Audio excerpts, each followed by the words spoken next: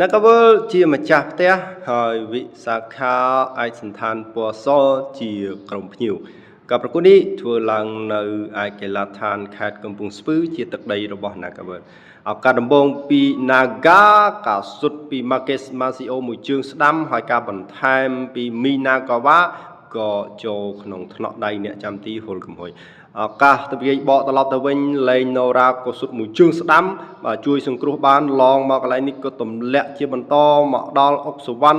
ណក៏ទាញហើយកាត់ចូលមកខាងក្នុងត្រង់នេះអ្នកចាំទី Redley ហេងជះចេញមកសារទៀតការលើកបាល់ជ្រុងលេងបាល់ខ្លីពី Marques Masio ហ៊ូតវ៉ាណេតក៏លើកចូលមកខាងក្នុងតែតមួយក្បាលជួយសង្គ្រោះបានពីអ្នកចាំទីបន្ថែមពីយូតាប៉ុន្តែការបន្ថែមមួយជើងចុងក្រោយពី Minagawa កន្លែងនេះគ្មានសល់ទេបើកៅនាំមុខឲ្យក្រុមម្ចាស់ផ្ទះ Nagavel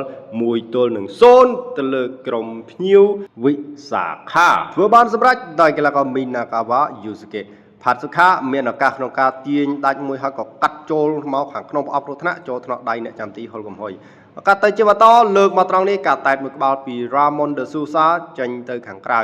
ត្រង់កន្លែងនេះគឺជាការបង្កកំហុសរបស់កីឡាករ Martin ទៅលើកីឡាករ Ramon de Sousa ហើយលោកកញ្ញាកណ្ដាលក៏សម្រេចផ្ដល់បាល់ពីនៃ11ម៉ែត្រឲ្យវិសាខាប៉ុន្តែ Ramon ខ្លួនឯងធ្វើមិនបានសម្រេចការសុទ្ធបាល់ពីនៃពេនទីត្រង់កន្លែងនេះអ្នកចាំទី Redley ហេងជួយសង្គ្រោះសំណាញ់ទីរបស់គេបានយ៉ាងល្អសោកស្ដាយក្នុងឱកាសតាមស្មើរបស់វិសាខា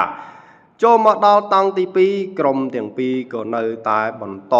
ដាក់សម្ពាធទៅលើគ្នាទៅវិញទៅមកដើម្បីបន្តរកគ្រាប់បាល់វិសាខារកគ្រាប់បាល់តាមស្មើ Nagavel បន្ថែមគ្រាប់បាល់បន្តទៀតឱកាសកាត់ត្រង់កន្លែងនេះ